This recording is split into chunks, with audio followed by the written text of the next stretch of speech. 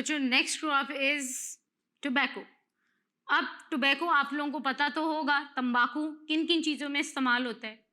Unfortunately Pakistan में tobacco की abundance की वजह से हमारी यूथ जो है वो सिगरेट पीने में बहुत ज़्यादा लग गई है। लेकिन इसके अलावा जो हम एक्सपोर्ट करते हैं टोबैको, क्योंकि पाकिस्तान में बहुत सारे इलाकों में इसके पौधे लगाए जाते हैं और ये एक रॉ मटेरियल का सोर्स है सिगरेट बनाने की इंडस्ट्री के लिए, तो पाकिस्तान ये एक्सपोर्ट भी बहुत ज़्यादा करता है।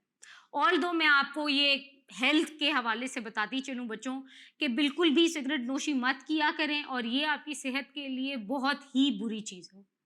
बच्चों जो आपका इकोनॉमिक सर्वे है 2018 से 2019 का, उससे हमें ये पता चलता है कि हमारी जो एनुअल यानी पर एनम प्रोडक्शन है टोबैको की वो तकरीबन है 107,000 टन्स।